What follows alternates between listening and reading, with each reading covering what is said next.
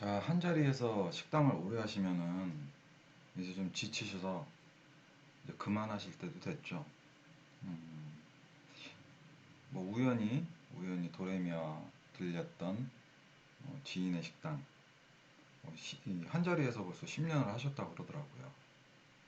그래서 가게를 내놓으셨다. 그래서 제가 여쭤봤어요. 가게를 파시고 식당을 안 하실 거냐? 하니까 식당은 또 하셔야 된대요. 그러면 어디 가서 하실 거냐?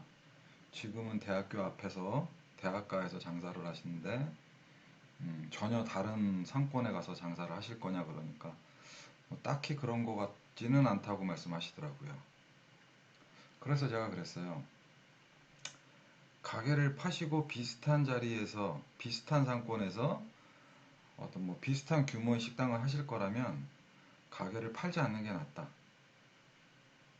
기존의 식당을 리뉴얼을 해서 메뉴를 바꾸고 간판을 바꿔다는 것이 그것이 더 안정적일 것이다라고 말씀을 드렸어요. 가게를 내가 팔 때는요, 일단 손해를 많이 봐야 됩니다. 뭐, 뭐 집집마다 뭐 서로 다 다르겠지만 요새 같은 시기에 뭐 코로나가 끝났다고 쳐도 뭐 가게가 20평이 채 안 되는 그런 식당이 뭐 권리금 수천을 받는 건 아마 좀 어려울 거고요. 정말 잘 받으셔야 뭐 2천 안팎으로 아마 받으실 거예요. 가게를 팔 때는 그런데 내가 가게를 또 그만한 가게를 얻을 때는 그건 또 이상하게 또 그 금액에는 또 안 얻어져요. 이게 참 묘한 거예요. 가게를 내가 팔아야겠다고 마음을 먹으면 칼자루가 나한테 없어지는 거예요. 살려는 사람이 이제 칼자루를 쥐고 있는 거고요. 그렇다면 내가 또 가게를 또 해야 돼. 가게를 팔았으니까. 그러면 내 가게를 산 사람처럼 나도 칼자루를 내가 쥐고 있으면 다행인데 이상하게 또 그 상황이 되면은 또 그때는 칼자루가 파는 사람이 있지 나한테 있지 않거든요. 그래서 나는 권리금을 조금이라도 더 줘야 되는 그런 상황이 생기는 겁니다. 근데 이게 단순히 권리금을 내가 싸게 팔았다, 또 권리금을 조금 더 줬다, 여기서 그치는 문제가 아니에요. 그 정도로 그친다 그러면 뭐 그거는 상관없죠. 그거는. 근데 가게를 얻어서 내가 또 내가 원하는 가게를 하기 위해서는 손을 대야 된다라는 게 문제죠. 간판도 달아야 되고 내부 분위기도 좀 바꿔야 되고 뭐 주방은 당연히 손을 대야 되고요. 그러니까 내 거를 팔고 다른 걸 얻었어. 거기서 이미 손실이 났어요. 100% 그럴 거라는 건 아니지만 대체적으로 봤을 때는 그 뭐 매수와 매도 이 과정 속에서 내가 이제 손해를 좀 보게 마련이죠. 거기에다가 이제 또 비용을 들여갖고 가게를 또 차려내야 되는 거예요.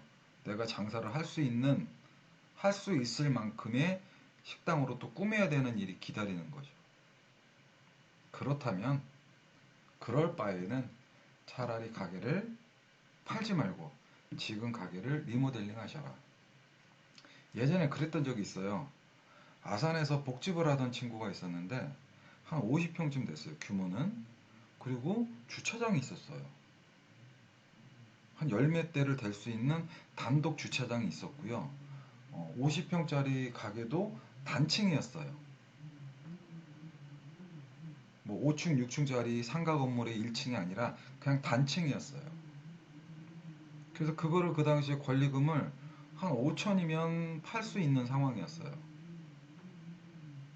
월세는 뭐 150이 채 안 됐고요. 그래서 제가 물었죠. 아니 네가 그때 그 주인이 저보다 나이가 꽤 많이 어렸어요. 열 몇 살이 어렸기 때문에 제가 이제 말을 편하게 했는데 네가 그래 권리금 5천을 받는다고 치자. 뭐 보증금 3천 있다고 치자.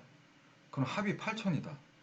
그럼 네가 8천을 갖고 이 아산 바닥에서 주차장이 한 열 몇 대 있는 단층 50평짜리를 네가 또 얻을 수 있냐 그러니까 아마 그거는 거의 불가능할 거라고 얘기하더라고요. 그러면 그게 불가능하다면 가게를 팔지 마라. 그리고 어디 가서 1,000만 원, 1,500만 원을 더 빌려와라. 빌려와서 그 돈으로 간판을 바꾸고 그릇을 바꾸고 그 정도만 하자. 그래서 그때 그 친구가 제 말을 들었어요.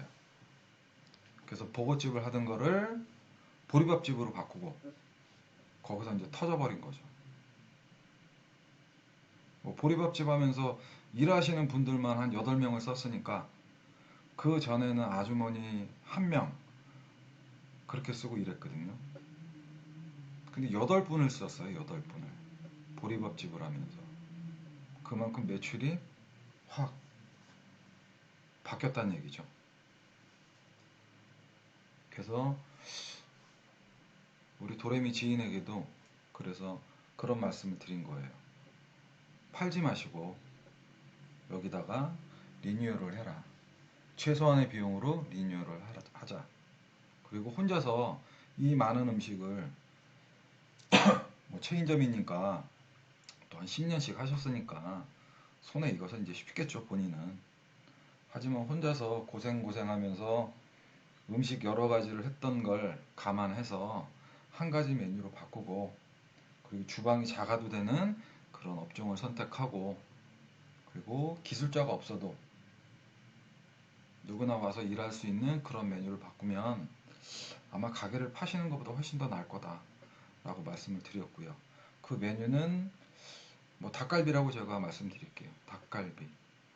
닭갈비라는 메뉴는 소자본 창업자들한테 꽤 매력적인 메뉴입니다. 첫째는 인테리어가 그렇게 훌륭하지 않아도 되고요. 닭갈비집이잖아요. 닭갈비집을 생각하면서 럭셔리한 인테리어를 생각하지는 않습니다. 일단 그 점이 장점이고요. 닭갈비의 또 다른 장점은 주방이 작아도 됩니다. 주방에서 조리해서 나가는 음식이 하나도 없어요.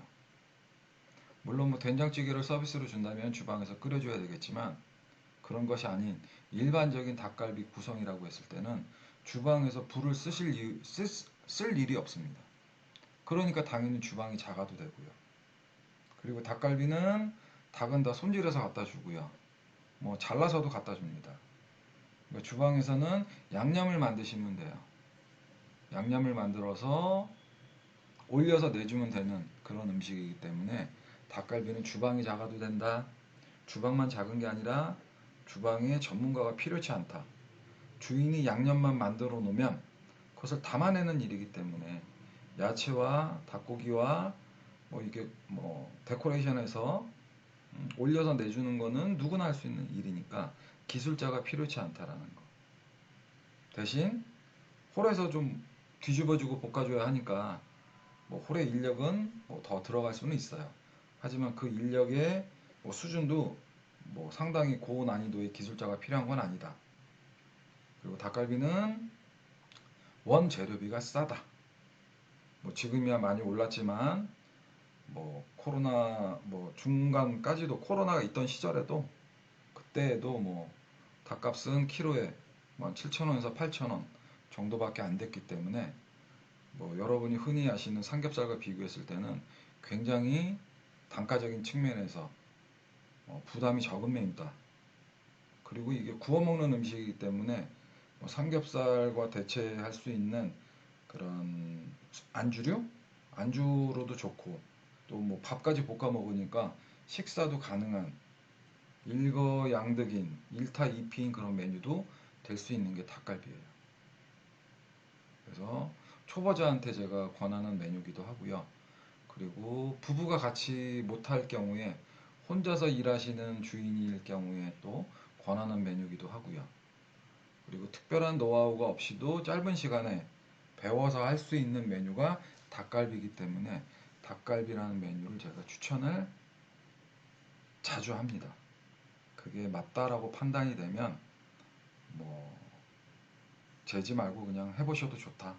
손해보실 거 전혀 없으니까. 그리고 2인분 같은 1인분 그게 현실이 되는 메뉴 중에 하나가 닭갈비니까 한번 도전해 보셔도 나쁘지 않다. 그런 말씀을 이분에게도 같이 드렸고요. 뭐 결정을 어떻게 하실지는 모르겠어요. 그 판단은 언제나 본인의 몫이겠죠. 네, 이상입니다.